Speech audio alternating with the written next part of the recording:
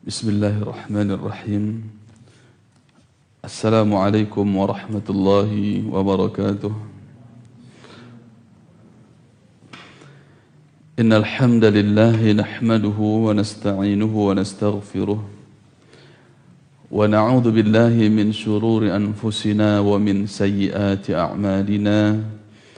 Man yahdihillahu fala mudilla lahu wa man yudlil fala hadiya lahu. أشهد أن لا إله إلا الله وحده لا شريك له وأشهد أن محمدا عبده ورسوله لا نبي بعده.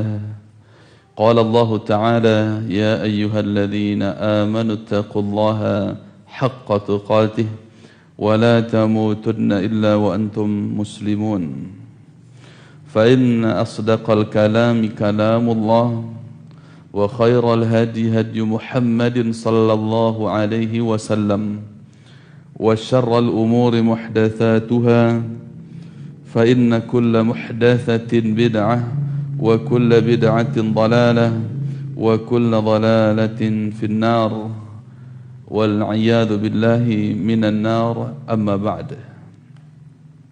إخوة الإسلام جماعة kaum muslimin dan muslimat rahimani wa rahimakumullahu ta'ala. Alhamdulillah Rabbil Alamin, kita bersyukur kepada Allah subhanahu wa ta'ala dalam rangka memperbaiki keadaan kita setiap harinya dengan pertambahan keimanan, mengenal hak Allah subhanahu wa ta'ala yang mesti kita tunaikan. Sebagaimana Nabi sallallahu alaihi wasallam pernah bertanya kepada sahabat beliau Mu'adz radhiyallahu taala anhu, tahukah engkau apa hak Allah atas hamba, dan tahukah engkau apa hak hamba yang akan ditunaikan oleh Allah subhanahu wa ta'ala? Kemudian beliau menjawab, Allahu wa rasuluhu a'lam, Allah dan Rasulnya yang lebih mengetahui. Maka Nabi sallallahu alaihi wasallam mengabarkan haqqul ibadi 'ala Allah, haqqul ibadi 'ala Allah an ya'budu Allah wa la yusyriku bihi syai'a. Hak Allah yang harus ditunaikan oleh hamba-hambanya, yakni agar mereka beribadah hanya kepada Allah dan tidak menyekutukan Allah dengan apapun. Wa haqqul ibadi 'ala Allah alla yu'adziba man la yusyriku bih. Dan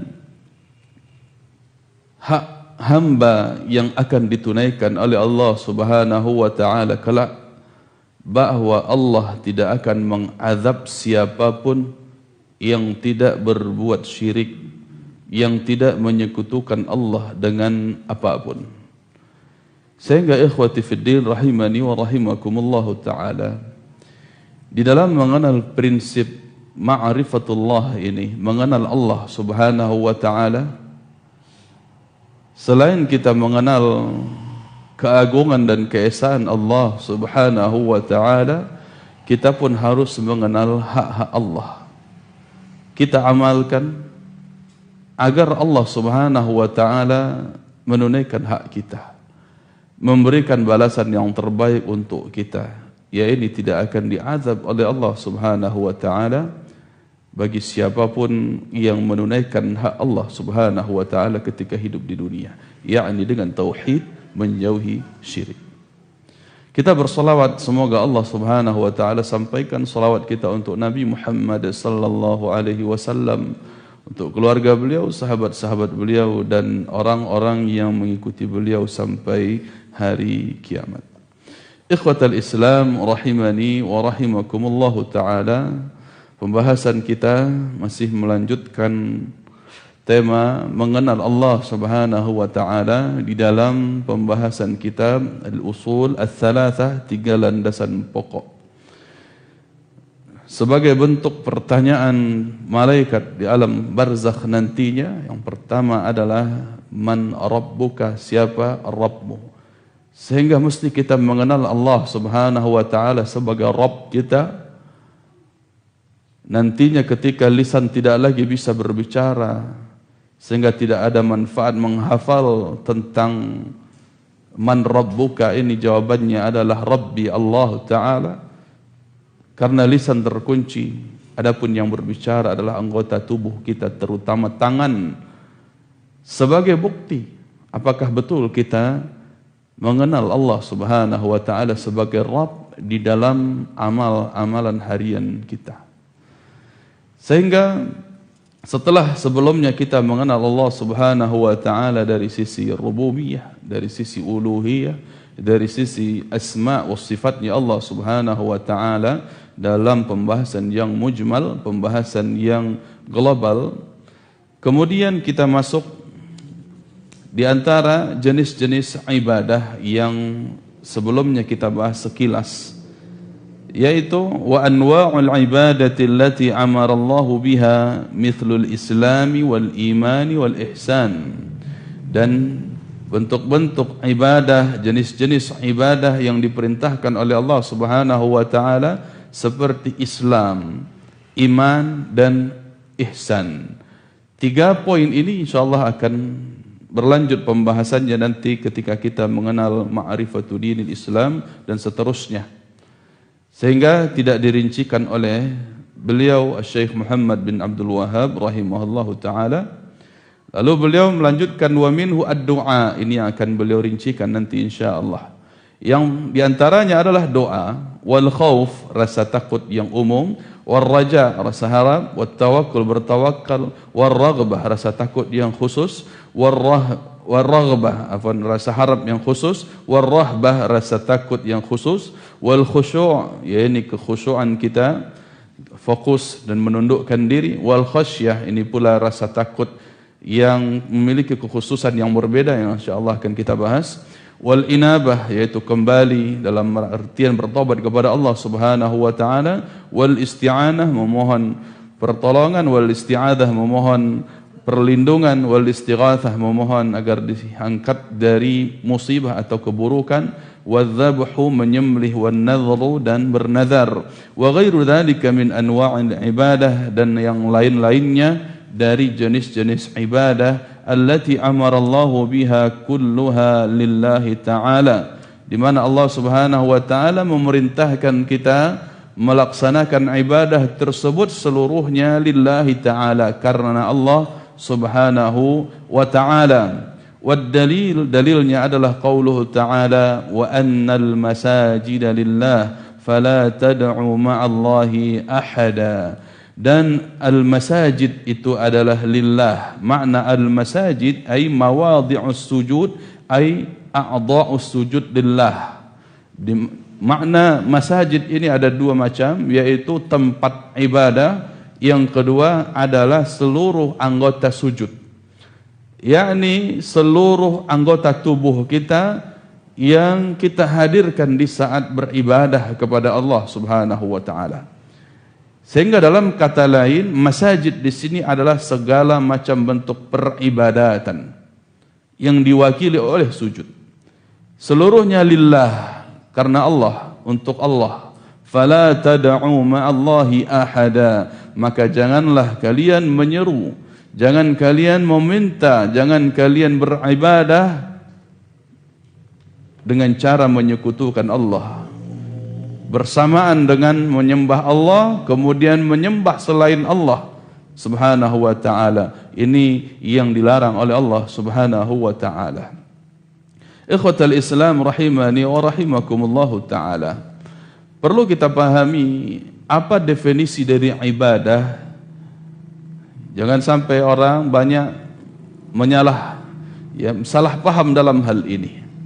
Katanya hidup di dunia ini hanya untuk ibadah. Allah ciptakan kita, bangsa jin, bangsa manusia, hanya untuk ibadah. Betul, hanya untuk ibadah. Tetapi kita mesti paham apa yang dimaksud dengan ibadah.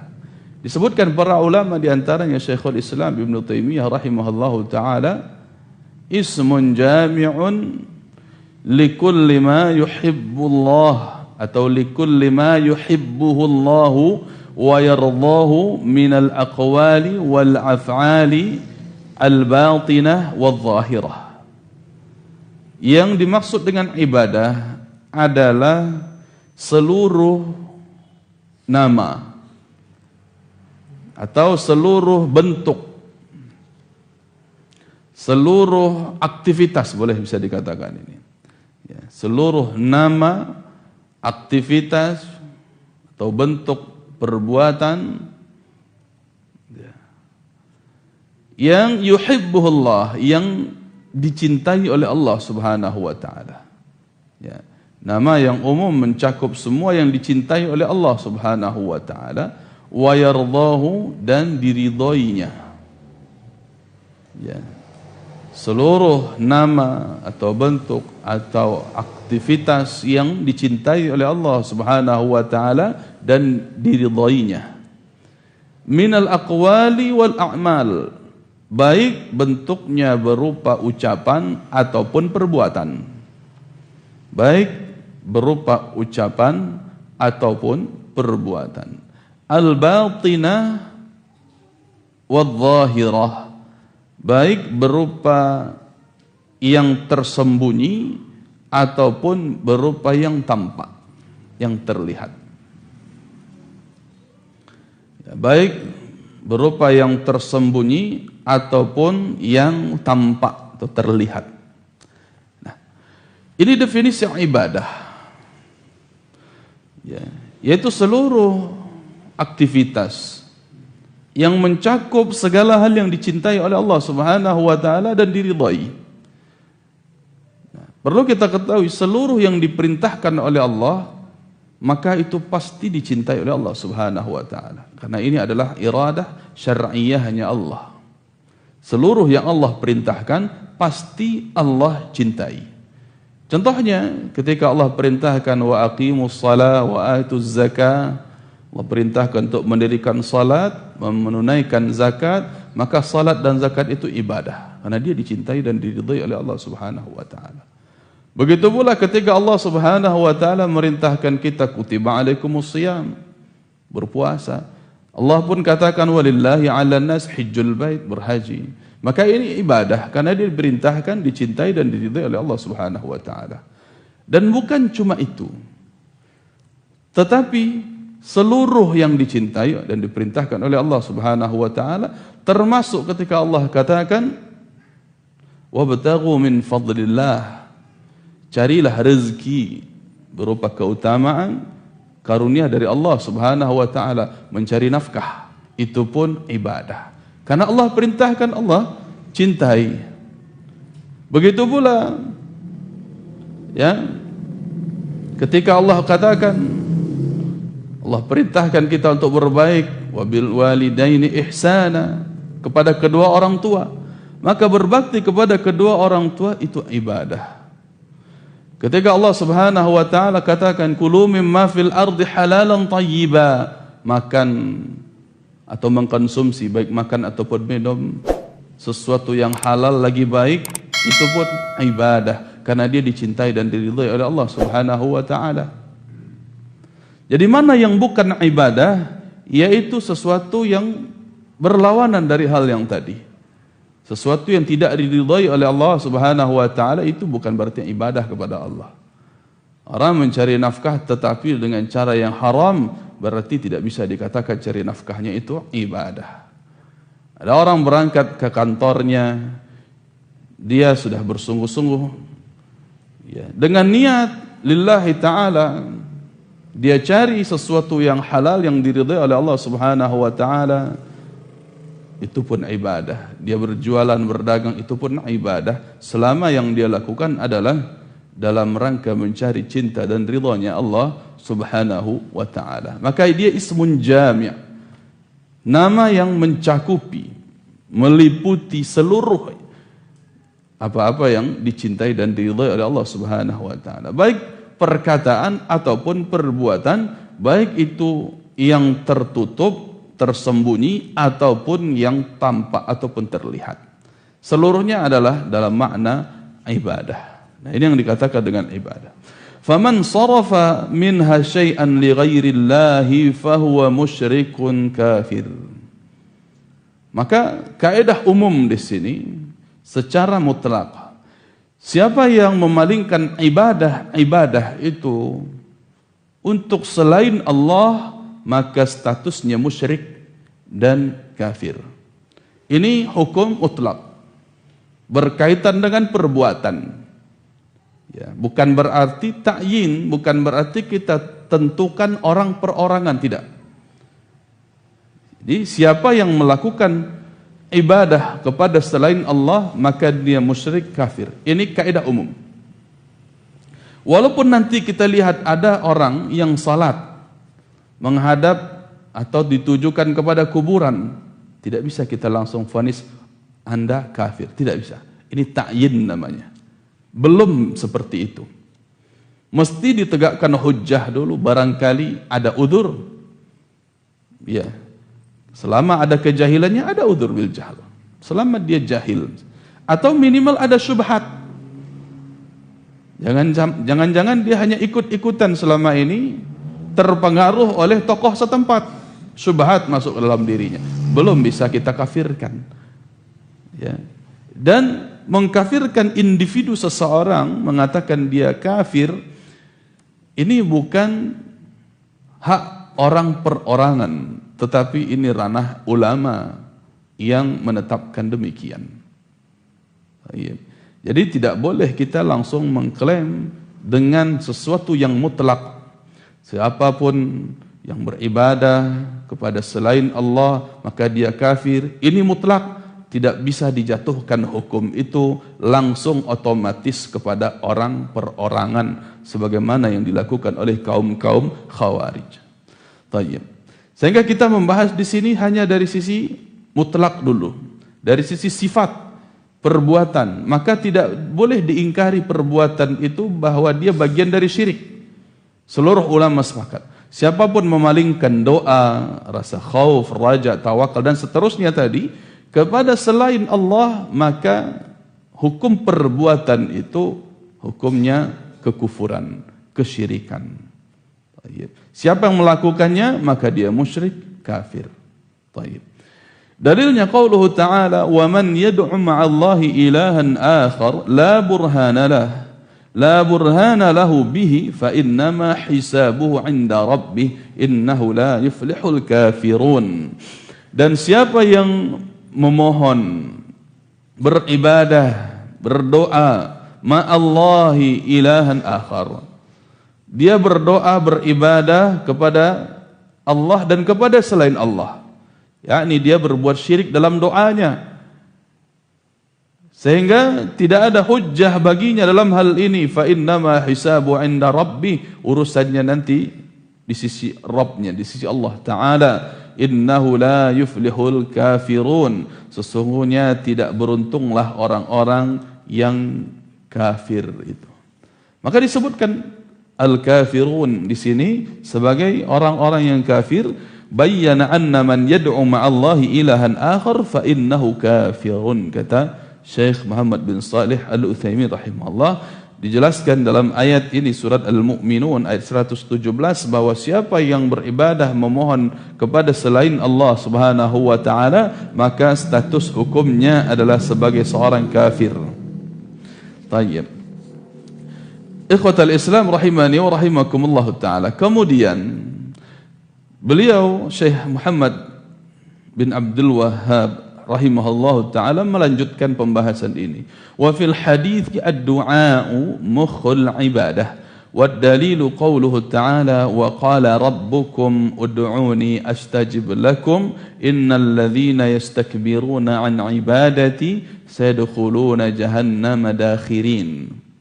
Beliau memasuki poin yang pertama di dalam jenis-jenis ibadah, yaitu perkara doa, perkara atau masalah doa. Namun beliau membawakan sebuah hadis yang dinilai oleh para ulama hadis bahwa derajat hadis ini dhaif. Ad-du'a'u mukhul ibadah. Doa itu adalah otaknya ibadah. Ada hadis yang sahih yang maknanya lebih lengkap dari itu bahkan, yakni ad-du'a'u huwal ibadah. Itu dia. Ad-du'a'u huwal ibadah. Doa itu adalah ibadah. Nah, ini yang lebih pasnya. Ini salah satu bukti bagi kita ikhwati fiddin rahimani wa rahimakumullah ta'ala. Para ulama yang menulis pun mereka tidak maksum, bisa jatuh dalam kesalahan. Ini menunjukkan bahwa mereka bukanlah nabi. Sehingga kita tidak bisa berfanatik kepada ulama manapun. Kita berfanatik kepada Allah dan Rasulnya sallallahu alaihi wasallam. Sehingga walaupun ada kekeliruan, maka kekeliruan ini dikritik para ulama sebagai penjagaan terhadap agama. Sebagai penjagaan terhadap agama. Namun tidak mengecilkan orang yang keliru tersebut. Kalau salah sedikit, kekeliruan sedikit saja, itu tidaklah menghapuskan keutamaan beliau yang menulis ini, rahimahullah ta'ala. Tidak menutupi, tidak menyingkirkan keutamaan beliau. Ya, ini menunjukkan pula bahwa belum tentu ada satu alim pun di dunia ini yang menguasai seluruh hadis. Barangkali dia tahu hadis, tetapi bisa jadi hadis itu dhaif. Sehingga dalam hal ini lan tajtami'a ummati 'ala dhalalah, kata Nabi sallallahu alaihi wasallam. Umatku itu tidak akan pernah bersepakat di dalam sebuah kekeliruan. Umatku tidak akan pernah bersepakat di atas sebuah kekeliruan, kata Nabi sallallahu alaihi wasallam. Sehingga kalaupun ada kekeliruan, ini diperbaiki oleh ulama yang lain atau minimal ulama murid-murid setelah beliau rahimahullahu taala. Namun di sini maknanya tidak menyelisih dari apa yang dibahas. Bahwa ad-du'a huwal ibadah, doa itu merupakan ibadah. Doa yang merupakan ibadah ini pun dijelaskan oleh Allah Subhanahu wa taala dalam surat Ghafir ayat 60, wa qala rabbukum ud'uni astajib lakum. Dan Rabb kalian berkata kepada kalian, ud'uni, serulah aku, beribadahlah, berdoalah kepadaku. Ud'uni, lebih spesifiknya adalah berdoalah kepadaku, astajib lakum, maka aku ijabah untuk kalian. Innal ladzina yastakbiruna an ibadati, sesungguhnya orang-orang yang menyombongkan diri dari beribadah kepadaku, sayadkhuluna jahannama dakhirin, maka mereka akan masuk neraka jahanam dalam keadaan yang hina. Tadi di awal Allah Subhanahu wa taala merintahkan kita, ud'uni, berdoalah kepadaku, maka aku akan ijabah untuk kalian. Lalu kemudian Allah katakan, maka siapapun, sesungguhnya orang-orang yang menyombongkan diri tidak mau beribadah kepadaku, disuruh berdoa, kemudian dia tidak mau beribadah kepadaku, menunjukkan doa itu sendiri adalah ibadah. Menunjukkan bahwa doa itu sendiri adalah ibadah. Maka sesuai dengan hadis Nabi sallallahu alaihi wasallam, ad-du'a'u huwal ibadah. Ikhwatul Islam rahimani wa rahimakumullahu taala. Perlu kita pahami di sini makna doa. Makna doa adalah permintaan. Harapan atau permintaan, lebih tepatnya talab. Namun ini secara umum. Permintaan atau permohonan dia. Secara umum. Namun dia ada pembagiannya. Ada rincian doa itu, bahwa doa terbagi kepada dua jenis. Doa terbagi kepada dua jenis. Permohonan atau permintaan itu terbagi ke dalam dua jenis. Nanti bisa kita pahami mana yang syirik, mana bukan. Ada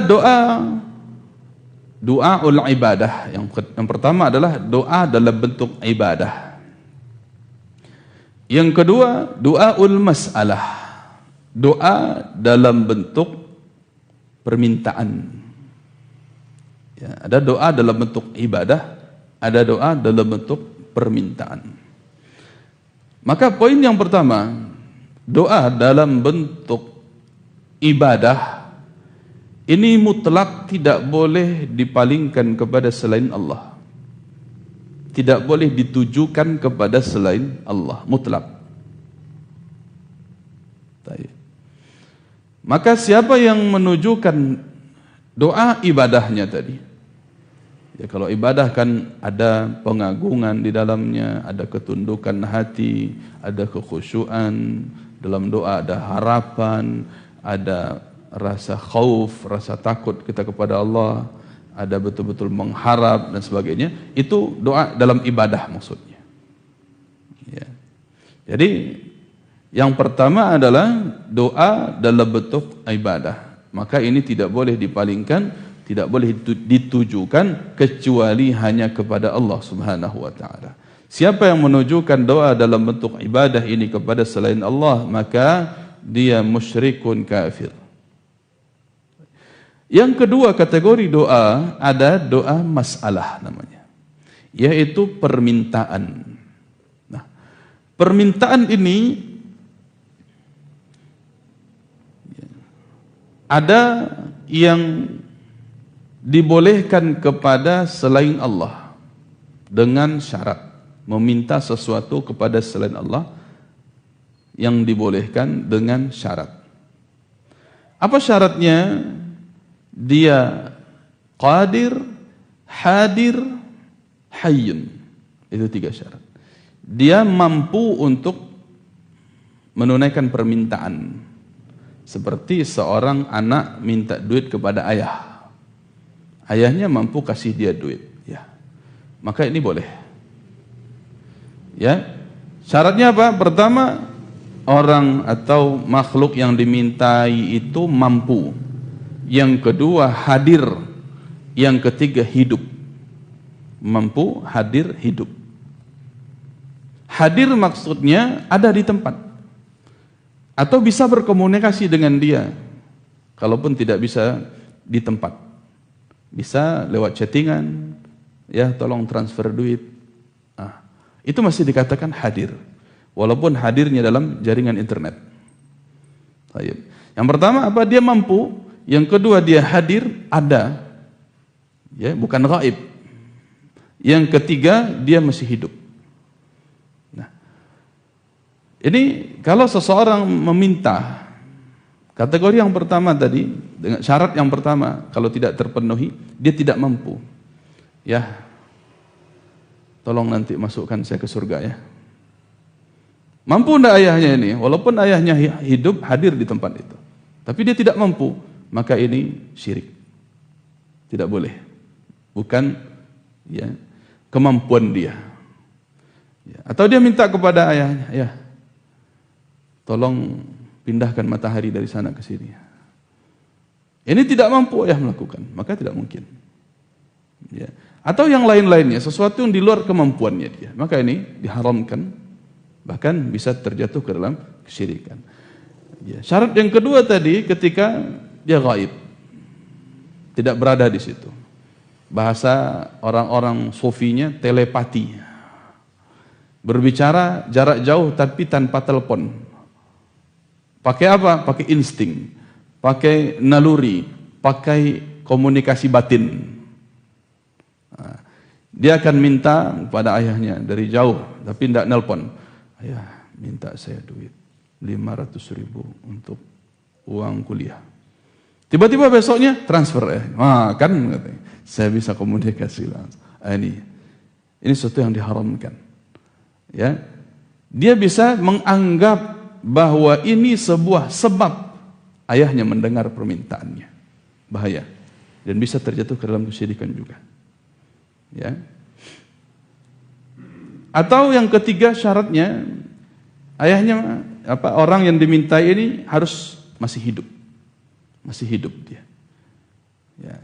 Tidak yang sudah meninggal, seperti orang yang datang ke kuburan ayahnya mau menikah minta doa restu. Ya, tolong doakan saya mau menikah.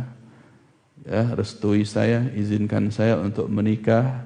Sementara ayahnya sudah meninggal.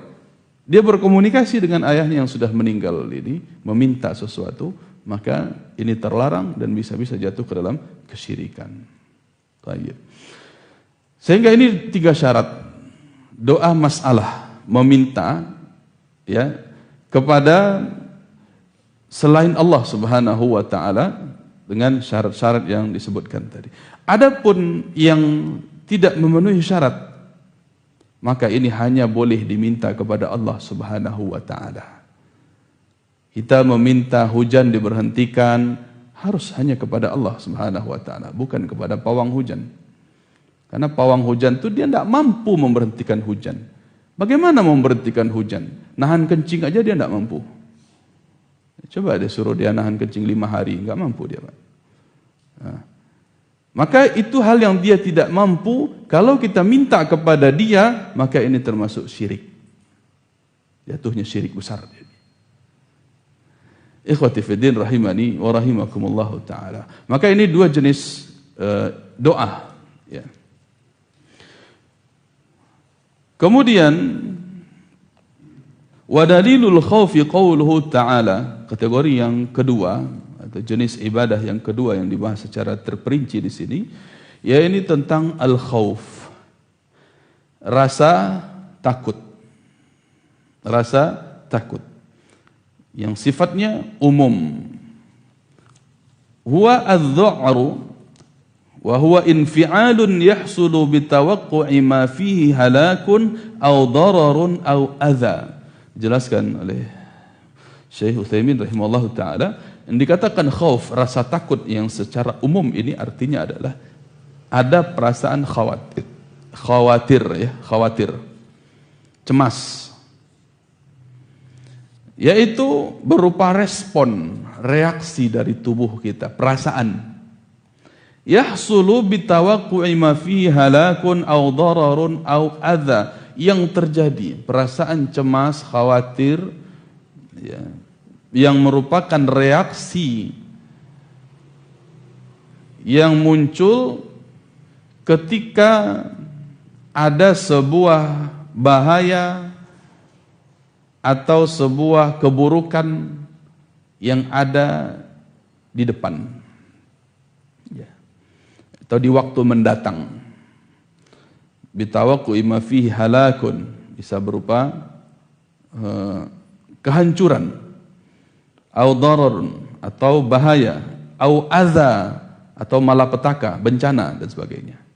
Nah, jadi yang dikatakan rasa khauf ini, rasa takut ini adalah rasa khawatir atau cemas, ya, yang merupakan respon yang dihasilkan karena akan menghadapi sebuah keburukan, baik berupa bencana atau kerusakan ataupun bahaya dan sejenisnya. Nah, ini yang disebut dengan khauf, rasa takut. Wa qad nahallahu subhanahu wa ta'ala an khaufi awliya'ihi syaitan wa amara bi khaufihi wahdah. Dan Allah subhanahu wa ta'ala telah melarang wali-walinya untuk menakuti setan-setan. Allah melarang para wali-walinya supaya tidak takut kepada setan. Wa amara bi khaufihi wahdah. Dan Allah Subhanahu wa taala memerintahkan agar takut hanya kepada Allah Subhanahu wa taala. Di dalam surat Ali Imran ayat 175 Allah Subhanahu wa taala katakan, fala takhafuhum wa khafuni in kuntum mu'minin. Maka jangan kalian takut kepada mereka, tetapi takutlah hanya kepadaku, in kuntum mu'minin, apabila kalian itu benar-benar orang yang beriman. Maka Allah Subhanahu wa taala di sini menyebutkan di antara syarat, di antara benar iman seseorang adalah ketika dia betul-betul takut kepada Allah Subhanahu wa taala saja, tidak takut kepada selainnya. Baik. Ini hukum takut secara umum, sebagaimana hukum doa tadi secara umum hanya boleh ditujukan kepada Allah Subhanahu wa taala. Namun di sini pula ada pembagian dari secara rinciannya oleh para ulama. Jenis takut yang pertama yaitu khaufun tabi'i. Ada yang disebut dengan takut tabi'i atau tabiat bahasa kitanya. Takut berupa tabiat, tabi'i. Ka khaufil insani minas sab' wan nar wal gharq wa hadha la yulamu alaihi al-'abdu. Contohnya rasa takut seseorang dari binatang buas, dari ular, dari singa, dari harimau. Yang nyata ya, harimau yang nyata, bukan harimau yang ditakuti orang Minang ya, sampai takut nyebut namanya si Balang, tapi tidak mau sebut harimau. Ini lainnya, nanti ada takut jenis berikutnya. Tapi di sini yang kita bahas yang nyata, nampak dia. Bukan inyek-inyek. Harimau jadi-jadian bukan. Tapi sesuatu yang nyata, tampak ada fisik binatangnya, harimau atau singa dan sebagainya, itu binatang buas.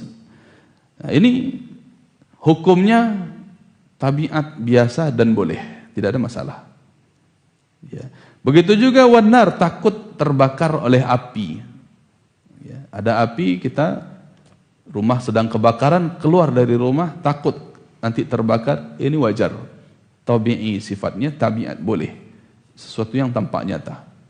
Kemudian wal gharq, takut tenggelam, akhirnya tidak berani berenang, boleh. Dia takut tenggelam atau berenang di tempat yang dalam, dia enggak berani, akhirnya dia takut, ini boleh, wajar, tabi'i dia. Atau dia terjun ke laut dari ketinggian 10 meter, takut dia enggak berani, oke, tidak ada masalah. Itu biasa, tabi'i dia, dan sifat yang Allah Subhanahu wa taala letakkan dalam fitrah manusia, biasa. Dalam ya penciptaan manusia. Baik. Namun ya ini pun dijelaskan oleh Allah Subhanahu wa taala sebagaimana tabiat. Nabi Musa pun takut. Fa asbaha fil madinati khaifan yataraqqab. Nabi Musa pun pernah khaifan, takut dia, yataraqqab, sambil memantau-mantau. Yataraqqab, saling melihat apalah kira-kira akan terjadi. Kenapa? Nabi Musa ketika setelah memukul seseorang pemuda yang tiba-tiba meninggal langsung, dikejar-kejar oleh Bani Israel, yang beliau kabur ke Madinah, beliau takut, ketakutan, dikejar musuh. Ini khaif, rasa takut yang tabi'i, boleh, tidak ada masalah. La yulamul abdu alaih, maka hal ini seseorang hamba tidak tercela dengan sebab takut demikian, takut yang biasa. Tetapi perlu dipahami juga, jangan sampai lakin idza kana hadzal khauf sababan litarki wajibin aw fi'li muharramin kana haraman. Kalau rasa takut ini yang akhirnya menyebabkan seseorang meninggalkan yang wajib atau akhirnya dia melakukan sesuatu yang haram, maka hukum takutnya menjadi haram. Ya, dia takut binatang buas. Jadi enggak pernah ke masjid. Enggak pernah ke masjid karena was-was aja. Dia tinggalkan salat berjamaah karena takut ini. Padahal jarang sekali di kampungnya, walaupun kampungnya ini banyak tumbuhan, tanaman-tanaman, banyak di hutan, tapi jarang sekali muncul binatang buas ke pemukiman warga. Akhirnya ditinggalkan salat berjamaah, ini enggak boleh. Tetapi kalau nyata rasa takut ini, nyata ada efek mudarat, ada bahaya di depannya, maka dia boleh untuk takut dalam perkara-perkara seperti ini. Allahu a'lam. Ini yang pertama, an-naw'ul awal khaufun tabi'i, rasa takut yang berupa tabiat. An-naw'ul tsani khauful ibadah, rasa takut yang mengandung nilai ibadah. Atau rasa takut yang berupa ibadah. Ya, artinya kalau berupa ibadah ada pengagungan di situ, ada penghambaan di situ, ada harapan kita, ya, itu ibadah. Ada ketundukan, menghinakan diri, itu ibadah. Maka an yakhafa ahadan yata'abbadu bil khawfi lahu fahadha la yakunu illa lillahi ta'ala. Yaitu seseorang takut dalam bentuk ibadah, maka ini tidak boleh ditujukan kecuali hanya kepada Allah Subhanahu wa taala saja. Ya, tidak boleh ditujukan kecuali hanya kepada Allah Subhanahu wa taala saja. Wa sarfu li ghairillahi taala syirkun akbar, dan menunjukkan takut dalam bentuk ibadah ini kepada selain Allah maka adalah syirik besar. Jadi ada satu yang dia takuti, kalau ini tidak dilakukan maka akan menyebabkan mudarat, ini yang dia takutkan. Contohnya seseorang yang beranggapan, berkeyakinan kalau keris itu tidak dimandikan, ya, khawatir nanti akan ada malapetaka di kampung ini. Ini syirik akbar namanya. Dia khawatirkan, dia takutkan itu. Kalau pohon besar ini tidak diberi sesajen, atau pohon besar ini kalau saya mau lewat tidak dimintai permisi, takut, khawatir nanti akan ada bencana, tasapo, takut dia. Maka ini syirik. Karena ada pengagungan, dia takut kepada pohon itu, dalam bentuk dia mengagungkan, dalam bentuk dia menganggap ini pohon memiliki kekuatan besar. Ya, ada ta'zim dia kepada pohon itu. Ada ta'zim dia kepada jembatan contohnya, kepada penghuni gunung. Maka sebelum naik gunung, ya, ada rasa takut dulu. Kemudian diberi ritual ini dan itu untuk menghilangkan rasa takut. Disembelihlah ayam, ya, dalam rangka menghilangkan rasa takut dia. Ada ta'zim, ada pengagungan kepada gunung, maka ini syirik besar. Ya. Begitu pula dengan laut contohnya. Kalau ini laut tidak diberikan makan, habis kau minta angoknya. Ini rasa khawatir, akhirnya diberikan sesajen. Akhirnya ada, ya, ketakutan di situ yang dalam bentuk menghinakan diri, merendahkan diri di hadapan bangsa jin penghuni tempat-tempat tersebut.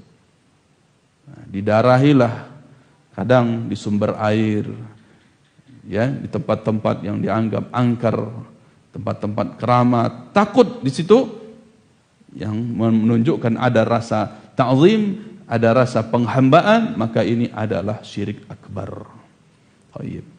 Ini takut jenis yang kedua, takut ibadah. Yang ketiga, khaufus sir. Ada takut dalam bentuk sir, tersembunyi. Ya. Takut dalam bentuk tersembunyi. Memang dia tidak menunjukkan rasa takjub, rasa ta'zim, tidak. Tetapi menakuti sesuatu yang tidak tampak nyata. Kalau tadi takut tabi'i, nampak barangnya jelas, ada binatang-binatang buas yang di depannya, dia takut, itu tabi'i. Tapi di sini yang sifatnya mistis, takut yang sifatnya mistis, sir, ya, tersembunyi, tidak tampak barangnya itu. Seperti takut hantu, hantu belau, kan? Hantu haru-haru, dibawa dan hantu haru-haru. Takut je palasi, akhirnya pasang apa? Tangka palasi. Ini pun syirik. Ini pun termasuk ke dalam kesyirikan. Fahada aidan dzakarahu ulama'u minasyirki. Ya aikaan yakhaf sahibal qabr, begitu pula dia takut penghuni kubur. Ya, kalau lewat di kuburan ini harus tunduk-tundukkan kepala. Ya, ada rasa takut, jangan-jangan nanti penghuni kubur ini marah, jangan. Ini pun syirik, ya, walaupun bentuknya sir. Jadi ada dua jenis takut yang syirik, ada satu jenis takut yang tabi'i. Jadi tiga jenis takut yang sudah kita bahas. Ada para ulama seperti di sini Syekh Haytham bin Muhammad Jamil Sarhan, beliau menambahkan satu jenis lagi, yaitu al-khauful muharram, rasa takut yang sifatnya haram tapi tidak jatuh kepada syirik. Rasa takut yang sifatnya haram tetapi tidak jatuh kepada kesyirikan. Di sini kal qunuti min rahmatillahi aw ta'atil makhluqi fi ma'siyatil khaliq. Contohnya rasa takut apabila Allah tidak memberikan rahmat, Allah tidak memberikan rezeki contohnya. Nah, ini pernah kita bahas dalam salah satu dosa-dosa besar. Ya. Takut apabila Allah tidak memberikan rezeki kepadanya. Ya, contohnya seseorang ketika dia ingin dekat dengan orang tua di kampung, tetapi dia takut nanti mau makan apa di kampung. Walaupun ini kalau diteruskan berdasarkan keyakinan, sebenarnya ini pun merusak tauhid karena berpengaruh kepada rububiyah, tauhid rububiyahnya. Dia khawatirkan Allah sebagai Ar-Razzaq, pemberi rezeki. Padahal dia harus berbakti kepada orang tua di kampung, ayah dan ibunya.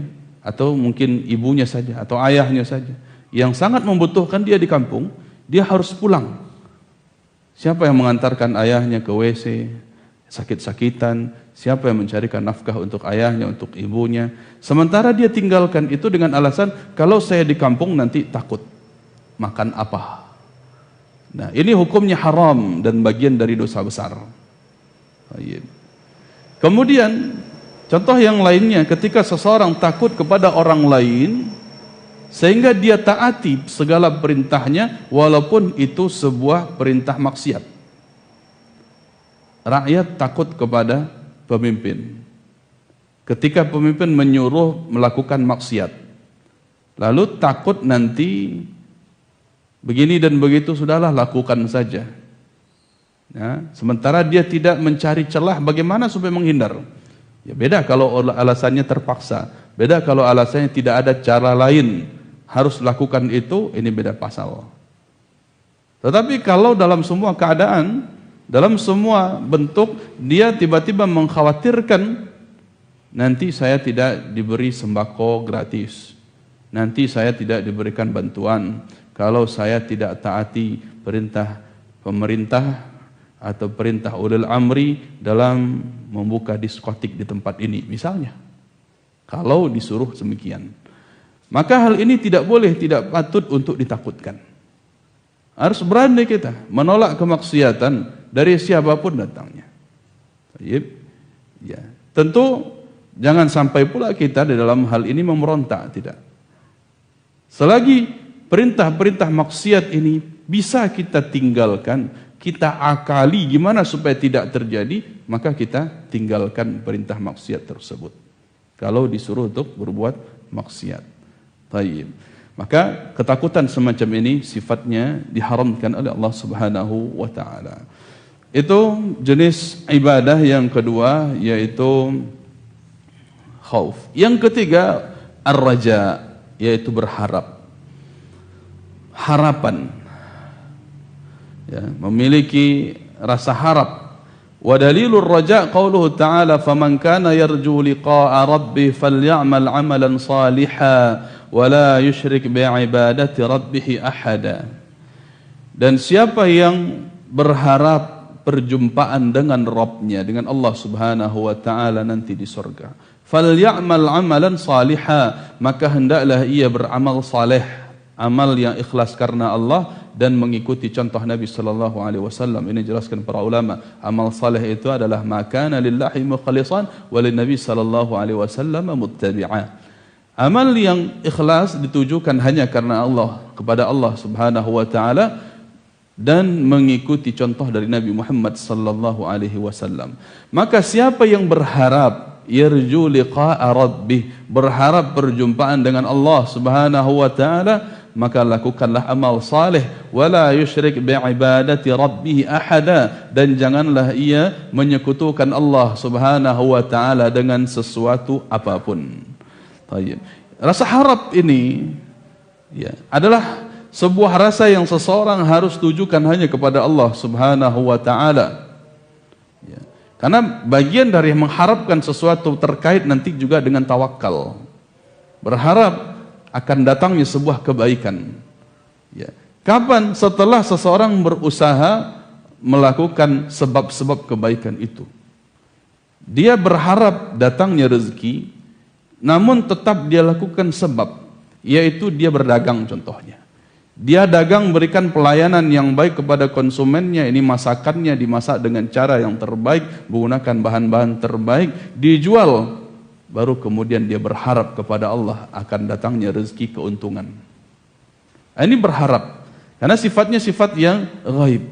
Adapun kepada manusia tidak pantas berharap apapun kepada mereka. Tidak pantas kita berharap agar orang itu melakukan ini, datang ke kita. Ayolah, ya, kita berharap kepada orang-orang ini, kita berbicara secara gaib kepada mereka. Wahai masyarakat Kamang, datanglah ke kedai nasi saya, secara gaib dia malam-malam bicara seperti ini. Ini haram, ini syirik. Nah, atau secara dia berbicara ke batin-batin orang-orang ini, berharap dengan bahasa dia mendatangkan dengan cara telepati tadi ya, dengan cara insting atau dengan cara ucapan dalam batin yang kemudian agar orang-orang ini datang. Dia berharap kedatangan orang-orang mengantarkan rezeki kepadanya. Ini bagian dari syirik tadi. Maka berharap walaupun syafaat Nabi SAW tidak boleh diharapkan kepada Nabi Muhammad, tidak. Tetapi harus diminta berharap kepada Allah Subhanahu wa taala. Qul lillahi syafa'atu jami'an. Katakanlah syafaat itu milik Allah seluruhnya, milik Allah. Maka harapkan kepada Allah Subhanahu wa taala, tidak boleh diharapkan kepada Nabi Muhammad sallallahu alaihi wasallam. Begitu pula ketika kita berharap keselamatan, ingin naik gunung misalnya, kita berharap keselamatan, harapkan kepada Allah Subhanahu wa taala, ya Allah selamatkan aku. Dalam doa ada harap, dalam doa ada tawakal. Ya. Maka harapnya kepada Allah Subhanahu wa taala, jangan pernah ngomong kepada gunung, wahai gunung, saya berharap engkau aman-aman saja. Ini syirik. Wahai gunung, saya berharap engkau tidak mengeluarkan lahar panasmu. Ini syirik. Atau orang berbicara kepada sungai, wahai sungai, aku berharap engkau tidak menghanyutkan. Wahai sungai. Atau kepada apa? Api. Wahai api, aku berharap engkau tidak membakarku. Bagaimana kalau Allah kepada api, ya naru kuni bardan wa salaman ala Ibrahim? Itu urusan Allah, perintah itu. Bukan harap Allah kepada api, bukan. Tapi itu perintah Allah kepada api. Allah yang menciptakan api, Allah perintahkan. Itu urusan Allah. Tapi kita tidak bisa. Kita tidak bisa berharap kepada api agar dia tidak membakar, tidak bisa. Maka kalaupun terjadi kebakaran, harap kepada Allah, ya Allah selamatkan. Ya Allah selamatkan kami, selamatkan harta kami. Berharap, minta kepada Allah Subhanahu wa taala. Jangan pernah ngomong kepada api, wahai api, jangan engkau tambah begini. Ini hati-hati jemaah yang kami muliakan. Ya, ungkapan-ungkapan dalam lisan kita ini kadang-kadang mengandung syirik. Hati-hati. Kadang kita ngomong ke orang, sehat selalu ya, cepat sembuh ya. Apa bisa dia menyembuhkan dirinya sendiri? Apa bisa dia sehat selalu dengan dirinya sendiri? Tapi ungkapan harus diganti, Bapak Ibu yang kami muliakan. Semoga Allah jaga antum. Semoga Allah cepat sehatkan antum. Ya, syafakallah itu doa. Semoga Allah sehatkan, sembuhkan antum. Bukan bilang cepat sembuh ya, bukan. Siapa yang menyembuhkan? Apa bisa dia yang sakit menyembuhkan dirinya sendiri, bilang cepat sembuh? Tidak bisa. Tapi kita katakan, semoga Allah beri kesembuhan engkau segera. Begitu. Syafakallahu ajilan ghaira ajil. Semoga Allah sembuhkan engkau segera, kesembuhan yang tidak ia tunda. Ini penting yang jemaah kami muliakan. Ini penting sekali. Jangan sampai kita berharap kepada orang, tapi berharap kepada Allah Subhanahu wa taala, walaupun itu mengharapkan kebaikan untuk orang itu. Berharap kesembuhan untuk orang itu, maka harapkan kepada Allah Subhanahu wa taala, ucapkan kepada Allah. Sukses selalu ya, bukan begitu bahasanya. Semoga Allah berikan engkau kesuksesan. Ya. Nah, ini perlu kita ralat bahasa-bahasa kita jemaah yang kami muliakan. Jangan sampai dalam ucapan kita termasuk kalimat syirik di dalamnya, hati-hati. Makanya sahabat Nabi SAW pernah mengatakan, asyirku akhfa min dabibin naml ala safatin sauda fi zulmatil lail. Syirik itu lebih samar, sulit dideteksi, sulit diketahui, lebih sulit daripada jejak semut hitam di atas batu yang hitam di malam yang gelap. Saking samarnya oleh kita. Kecewa ada baba saya selalu kironya ada mengandung syirik. Begitulah.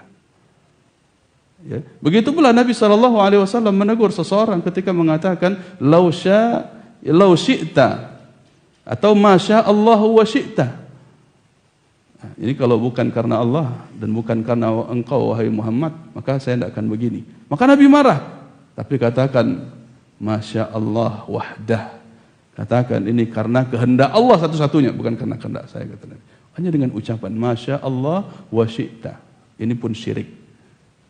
Ya, kalau bukan karena Allah dan karena kamu, maka saya tidak akan begini. Ini syirik. Ya, disebutkan para ulama, laula kulaibatu hadza. Kalaulah bukan karena ada anjing kecil yang menjaga di sini, maka rumah saya akan kemalingan, maka kalimat itu pun syirik. Tapi katakan kalau bukan karena Allah yang menjaganya, maka tentunya ini akan kemalingan, baru yang betul. Ya. Maka jemaah yang kami muliakan, syirik itu bukan berarti perbuatan aja. Ucapan pun kadang mengandung syirik dia. Maka hati-hati berkata, hati-hati berucap. Agungkan Allah Subhanahu wa taala dalam hati kita, dalam keyakinan kita, supaya Allah pun agung dalam lisan kita. Supaya kita bertauhid dengan lisan kita. Jangan sembarang kita berbicara mengharap kepada sesuatu yang padahal sesuatu tersebut tidak mampu mendatangkan maslahat apapun, tidak mampu menolak mudarat apapun. Tapi mintalah kepada Allah Subhanahu wa taala Rabbul Alamin, kemudian berharaplah kepada Allah Subhanahu wa taala agar Allah Subhanahu wa taala kabulkan apa yang kita inginkan. Jemaah yang kami cintai dan kami muliakan karena Allah Subhanahu wa taala, begitu pula terkait dengan hal ini adalah perkara at-tawakkul. Wa dalilut tawakkul qauluhu ta'ala wa 'ala Allahi fatawakkalu in kuntum mu'minin. Ya, bertawakal, yakni menyerahkan diri kepada Allah Subhanahu wa taala setelah seseorang itu berharap kepada Allah, berupaya melakukan sebab-sebabnya, maka dia serahkan hasil kepada Allah Subhanahu wa taala. Ini yang disebut dengan tawakal. Jadi tawakal itu tidak berdiri sendiri dengan cara pasrah, tidak, tetapi mesti ada sebab yang kita upayakan. Kemudian kita meminta tentunya kepada Allah Subhanahu wa taala, dan kemudian barulah pasrah. Barulah kita sandarkan kepada Allah Subhanahu wa taala hasilnya. Maka at-tawakkulu 'ala syai' al-i'timadu 'alaih. Bertawakal kepada sesuatu berarti kita menyandarkan urusan kepada sesuatu tersebut. Maka tawakal ini hanya boleh dipersembahkan, ditujukan kepada Allah Subhanahu wa taala. Wa 'ala Allahi fatawakkalu, dan hanya kepada Allah lah hendaknya kalian bertawakal in kuntum mu'minin, apabila kalian benar-benar orang-orang yang beriman. Maka di sini pun Allah Subhanahu wa taala memberikan sebuah sirah taqdim haqqut ta'khir, mengedepankan dalam kalimat bahasa Arab apa yang kata seharusnya, yang biasanya di awal, kemudian ini dijadikan di akhir. Mana yang biasanya di akhir dijadikan di awal. Kalau bahasa biasa, fatawakkalu 'ala Allah, ini bahasa biasa. Tetapi ketika Allah Subhanahu wa taala mengedepankan wa 'alallahi fatawakkalu, dikedepankan wa 'alallahnya sebelum kata fatawakkalu, ini yufidul hasar, menunjukkan pembatasan yang bentuknya hanya kepada Allah. Hanya kepada Allah lah hendaknya kalian bertawakal, bukan kepada yang lain. In kuntum mu'minin, apabila kalian adalah betul-betul orang-orang yang beriman. Kadang jemaah yang kami cintai dan kemuliakan karena Allah Subhanahu wa taala, ada orang-orang yang bertawakal kepada yang lain. Contohnya apa? Kalaulah iko dokternya kah, ndak ada kameleset kada. Sarahan salah kayaknya. Kau ube sarahan sikitnya. Jadi kita tidak mencari sebab yang lain. Akhirnya ini menjadi sebuah kesyirikan. Ya. Perlu dipahami, dokter itu hanya sebatas sebab untuk kita menggapai mencari kesembuhan. Yang maha menyembuhkan itu Allah Subhanahu wa taala. Maka gantungkan harapan, maka gantungkan hasil kepada Allah Subhanahu wa taala sebagai Rabbul Alamin. Tetap kita cari sebab, upaya bagaimana kita dapat kesembuhan. Tetapi tidak putus sampai di sebab itu saja. Karena al-inqita' anil asbab, ya, termasuk bagian kita bersandar al-i'timad alal asbab saja, bersandar kepada sebab saja, ini adalah syirkun fit tauhid, bagian dari syirik di dalam tauhid. Nah, sehingga kita tidak boleh hanya mengandalkan sebab ini sebagai bentuk pasrah, sebagai bentuk tawakal kita. Ya. Kalau laikonan mengarajon, serahkan urusan ke mereka. Serahkan urusan saja tanpa ada sebab-sebab yang lain, tanpa kita upayakan yang lain, maka ini pun sebuah keharaman yang termasuk ke dalam sebuah kesyirikan. Ya. Sehingga ikhwati fiddin rahimani wa rahimakumullahu ta'ala, di dalam sebuah urusan pun, dalam sebuah urusan, kita telah berurusan, mesti kita melakukan itu dengan 3 unsur minimal dengan 3 unsur. Yang pertama, kita meminta dulu kepada Allah Subhanahu wa taala, ucapkan bismillah di antara bentuk doa permintaan itu. Dengan nama Allah saya melakukan ini.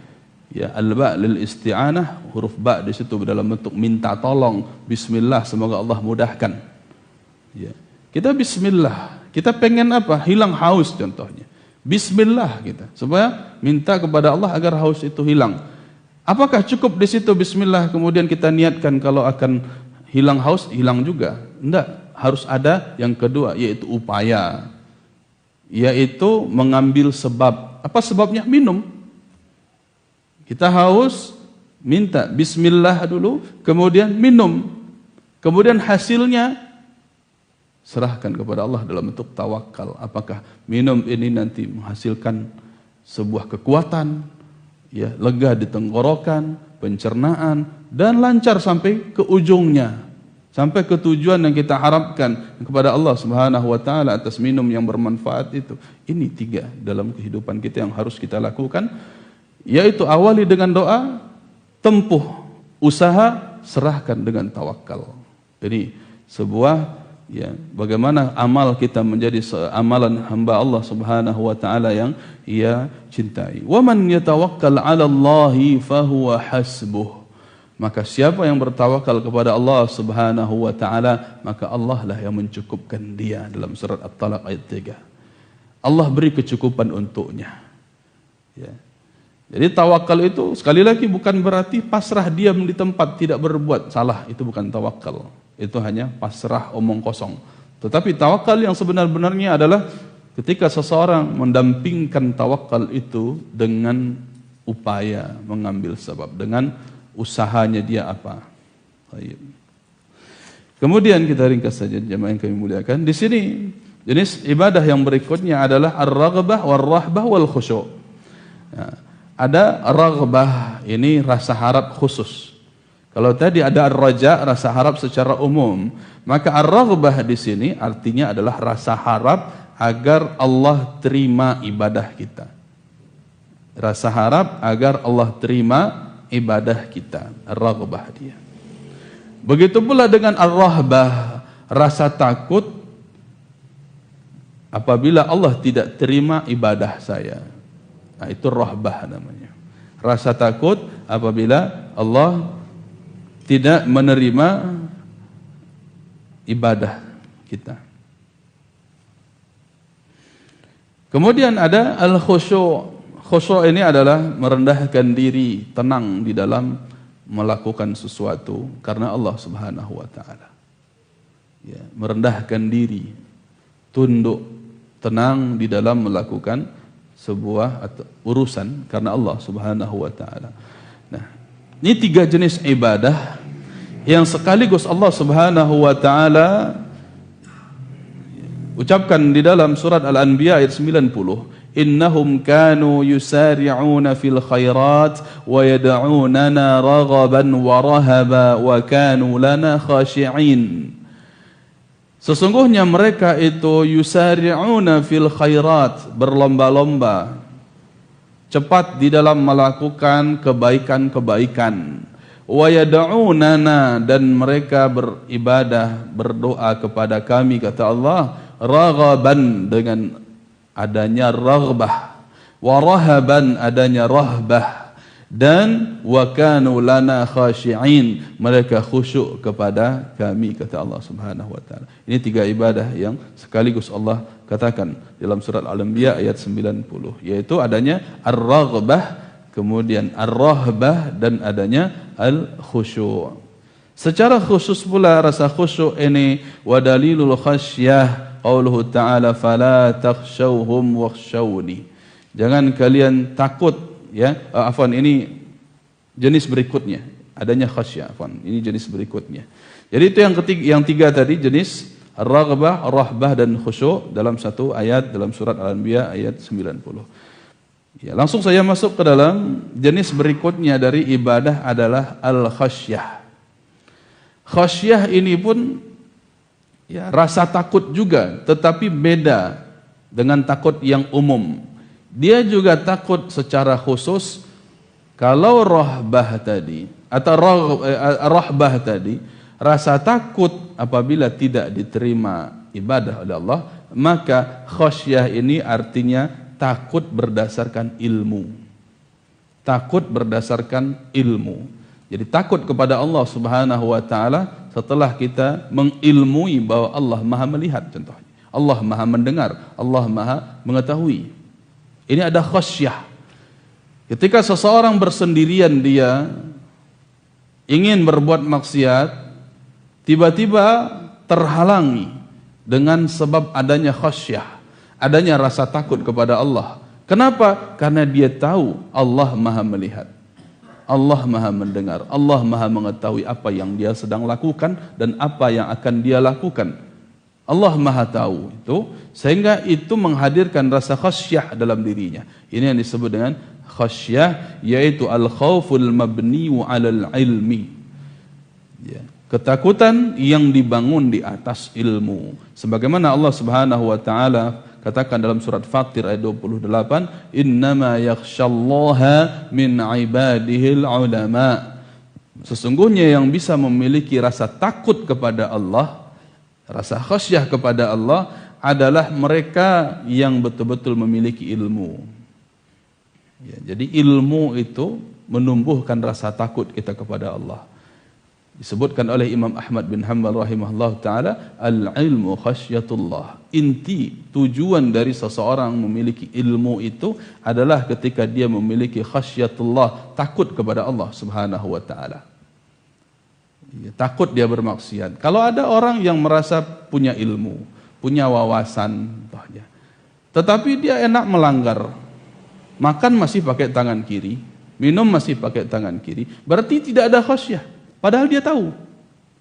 Dia tahu. Ini haram. Kalau makan mesti dengan tangan kanan, minum mesti dengan tangan kanan. Tapi tidak ada rasa khasyah dalam dirinya. Maka ini suatu yang menunjukkan bahwa dia belum alim. Dia belum berilmu sebenarnya. Cuma dia mutsaqqaf, hanya orang memiliki wawasan saja. Kan banyak.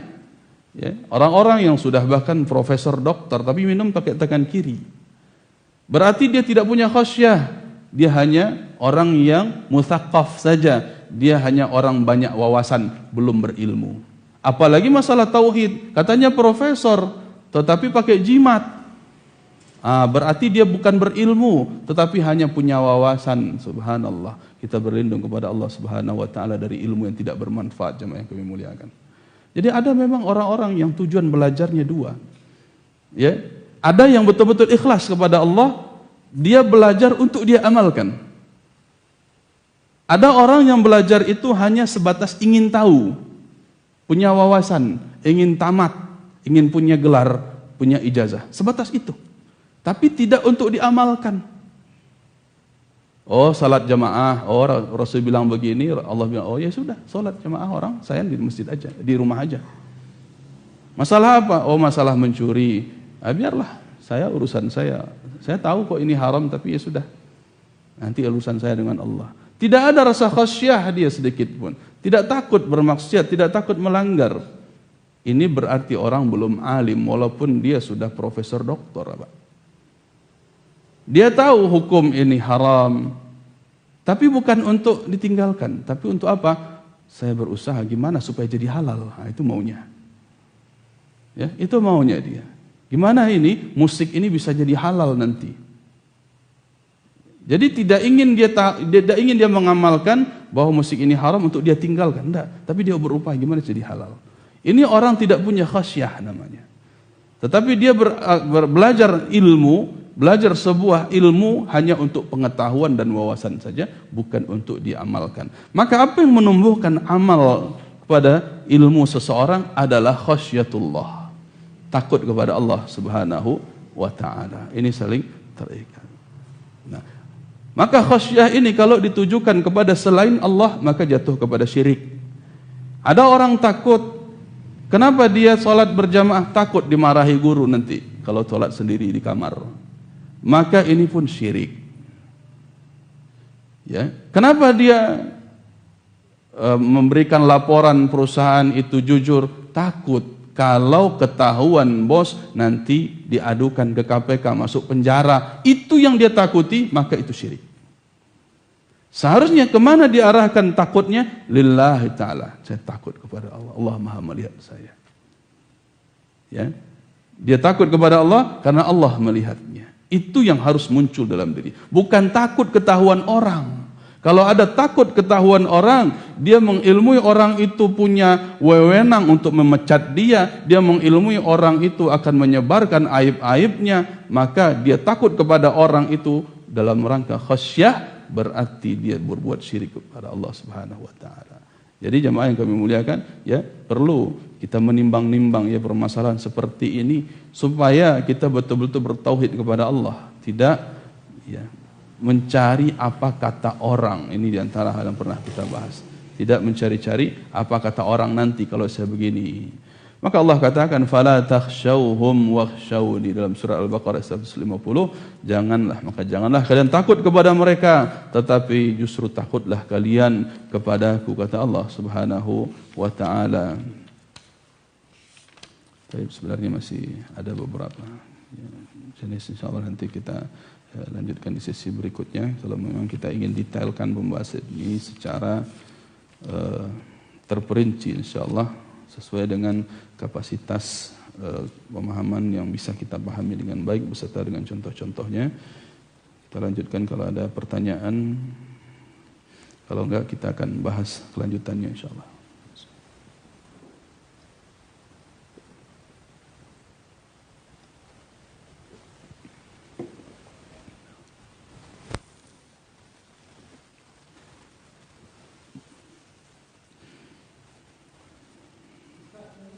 Iya Pak, silakan Pak. Waalaikumsalam warahmatullahi wabarakatuh.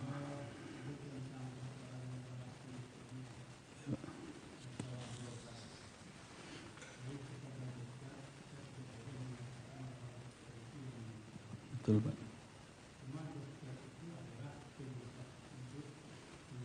Betul.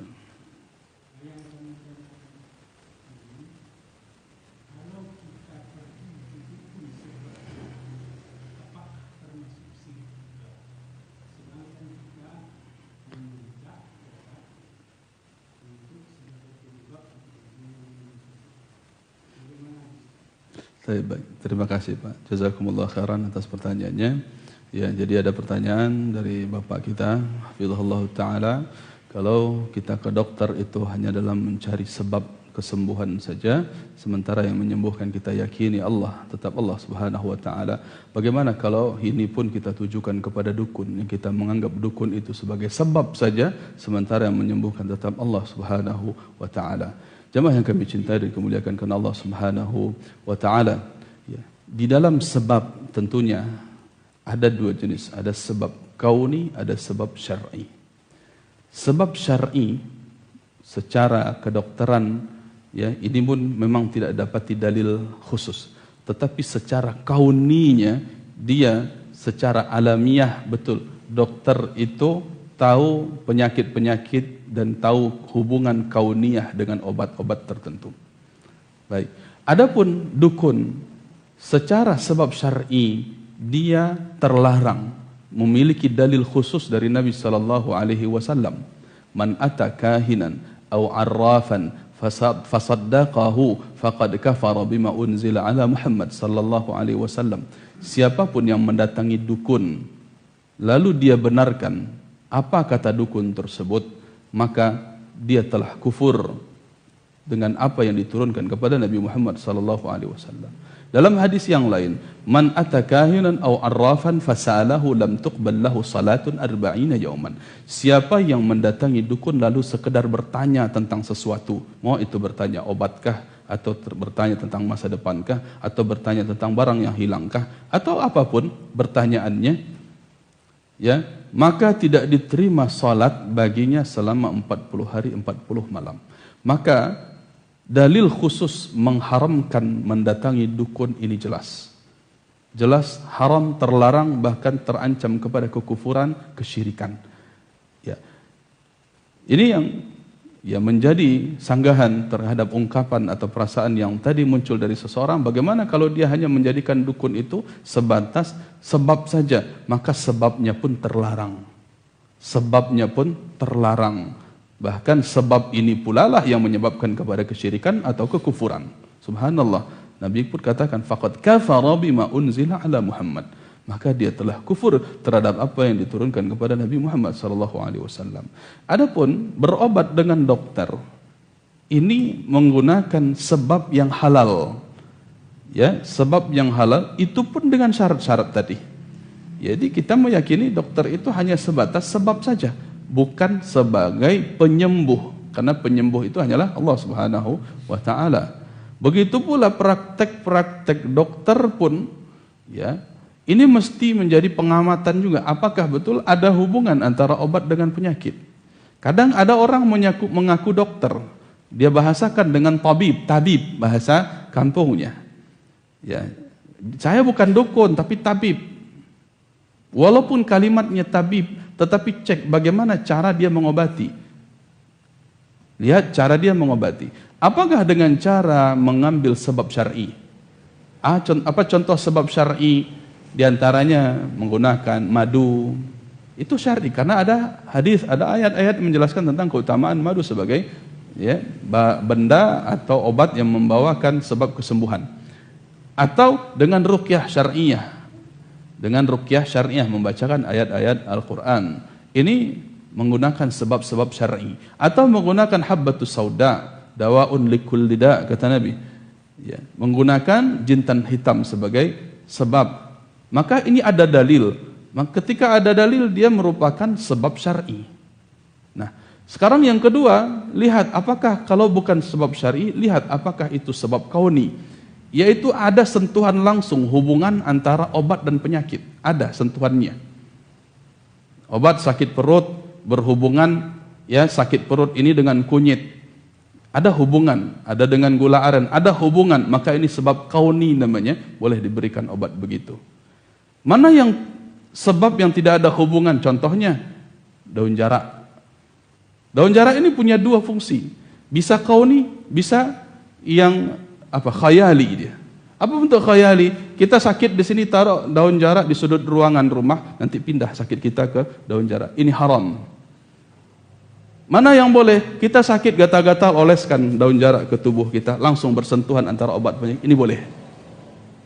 Nah, jadi ada sebab kauni, ada yang khayali tadi, ya, yang tidak ada hubungan sama sekali.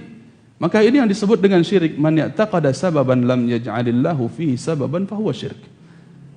Ya, siapa yang meyakini sebuah benda menjadi sebab terjadinya sesuatu, padahal Allah tidak menjadikannya sebab syar'i ataupun kauni, maka ini syirik. Yang disebut dengan khayali saja. Khayalan, bahasa orang sekarangnya halu. Ya, seakan-akan itu ada obat, seperti dia punya cincin, giok misalnya. Ya, dia bawa kemana-mana, ini obat hipertensi. Kalau saya pakai ini saya tidak akan marah-marah. Ini pun. Cek apa betul ada kauninya di situ. Enggak, berarti itu syirik. Nah, di sini koreksi dalam masalah-masalah pengobatan. Ini sebenarnya luas pembahasannya, masalah pengobatan, tapi itu intinya dia.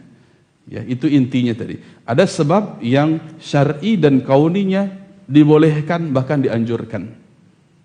Maka kita pun ketika sakit nggak boleh diam aja, nggak boleh pasrah aja. Udahlah kalau nanti sembuh akan sembuh sendiri, nggak mau ke dokter, nggak mau berobat, nggak mau cari herbal juga, nggak mau mengupayakan sebab. Ini pun haram. Ya, tercela kita, Pak. Termasuk wala tulqu bi aidikum ila tahlukah, larangan menjatuhkan diri kepada kehancuran. Ini pun salah. Maka tetap kita harus berupaya mencari sebab dengan syarat sebab itu halal dua-duanya, baik secara syar'i ataupun kauni. Ada sebab yang lain seperti dukun tadi, secara syar'inya pun terlarang berdasarkan hadis-hadis yang kita sebutkan tadi. Wallahu taala a'lam. Iya, Pak.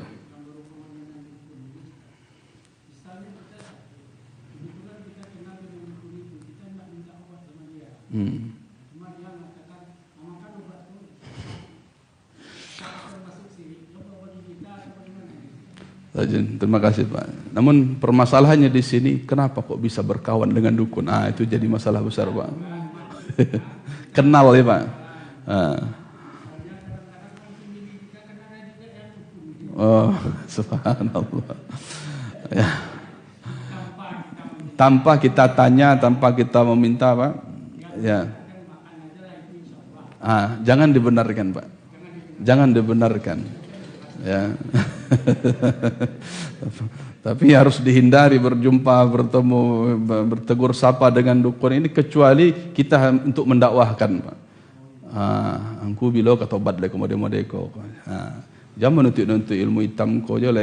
Kita boleh bertemu dengannya dalam rangka dakwah, itu saja yang dibolehkan. Sebagaimana Nabi SAW pun pernah bertemu dengan dukun, dengan tukang sihir yang menyembunyikan sesuatu di sininya, ya, yang dia sebut apa ini duh katanya itu. Itu Nabi dalam rangka mendakwahkan dukun. Boleh kita bertegur sapa dengan dukun dengan tujuan mendakwahkan, tapi jangan sampai kita malah asik bersenda gurau, asik kita bertegur sapa biasa, atau bahkan subhanallah sampai berteman, ini nggak boleh. Barakallahu fikum. Taib jemaah yang memuliakan, di sini ada pertanyaan ya, tapi waktu kita sisa 8 menit. Ada sebagian kebiasaan masyarakat yang ketika ada tetangga atau kaum muslimin meninggal dunia seringkali menakut-nakuti anak-anaknya yang bandel dengan situasi mayit di rumah duka tetangganya tersebut, sehingga ini menjadi kebiasaan dan memberi efek negatif kepada kematian. Terlebih kematian mayitnya tidak wajar. Ada yang bakar kemenyan atau semisal. Mohon penjelasannya Ustaz, bagaimana adab-adab yang seharusnya. Jazakumullah khair. Barakallahu fikum. Ya. Terhadap yang ditanyakan ini, situasi kita ingin memang di suasana orang-orang sedang berduka ini betul ya, kita bawakan ketenangan saja. Ya, anak-anak kita memang tidak kita inginkan dan tahu, bahkan kita larang mereka untuk bercanda di situ atau bikin keributan dan semacamnya. Maka nasihati dengan cara yang wajar, jangan dengan menakut-nakuti. Ini sudah kekeliruan dari dulu yang turun-temurun. Bahkan munculnya mitos-mitos ini dengan sebab menakut-nakuti, Pak. Tujuannya enak, bagus. Jangan duduk di depan pintu. Tujuannya apa? Supaya orang tidak bisa lewat. Tapi dengan cara apa dibumbui? Supaya orang bisa lewat, kan? Itu tujuannya, supaya agar jangan duduk di depan pintu. Tapi dibumbui dengan menakut-nakuti. Ini cara salah dari dulu. Beko ndak bawa bini beko. Lambek rasaki, lambek dapet bini. Akhirnya ditakut-takuti dengan itu saja. Ditakut-takut. Ini cara yang salah kita di dalam nasihat. Sehingga di dalam hal ini, jemaah yang kami muliakan, kalaupun ya kita ingin memberikan menakut-nakuti, itu ada saat yang dibolehkan dengan cara yang benar. Jangan maka aja beko berang orang. Itu wajar. Jadi orang marah itu takut kita dengan kemarahan orang saat kita bikin kebisingan, itu tabi'i, sifat tabiat biasa. Tapi kalau ditakut-takuti, aja maka situ beko keluar maitnya beko tagak jago mait itu beko arwahnya bergentayangan, beko tibonya beko itu haram. Ya, ini pun bagian dari menakut-nakuti dalam kategori sir yang hukumnya syirik. Apalagi sampai ya ditakut-takuti karena ya kematian yang tidak wajar disebut di sini, meninggal tragis dan sebagainya, ya, ditakut-takuti, jangan keluar rumah. Ini nggak boleh. Subhanallah jemaah yang kami muliakan, ini penyakit yang banyak marak di masyarakat kita. Anak-anak kita tuh takut sekarang keluar malam, takut hantu, takut roh, takut gentayangan dan sebagainya. Ini ya bagian dari kesyirikan, takutan-ketakutan seperti ini, karena ini takutnya sir. Bukan takut tabi'i dia, tapi sir. Apa sebab? Biasanya orang tua yang menakut-nakuti. Dari kecil, jangan ke situ, ada hantu situ, jangan situ lain, ada hantu. Anaknya ditakut-takuti. Ini ya pola pendidikan yang rusak. Yang justru orang tua yang seperti ini mengarahkan anaknya menjadi musyrik. Walaupun ya syiriknya ini bisa besar bisa kecil, tergantung nanti kadar kesyirikan dalam keyakinan dan seterusnya. Maka ini tidak wajar, tidak boleh kita takut-takuti seseorang, apalagi anak kita. Sampai-sampai mereka takut ke WC, saya takut surang Pak. Jago tengah malam takut ke WC, subhanallah. Ya, kalau para ulama, para sahabat jemaah yang kami muliakan, mereka dikagetkan oleh sesuatu benda makhluk gaib di luar, itu diburu oleh mereka, Pak. Ya, Umar bin Khattab kalau tidak salah ya, pernah melewati sebuah, atau Ibnu Abbas atau Ibnu Umar, Allahu a'lam siapa sahabatnya, pernah melewati sebuah tempat, lalu ditakut-takuti makhluk gaib, dicari, ini ladiang Pak, dicari, manyo, seperti itu seharusnya Pak. Karena mereka yang sebenarnya takut dengan kita, itu yang seharusnya kita kejar. Ya, Bahkan ada di YouTube rekaman-rekaman mereka dari Saudi ya.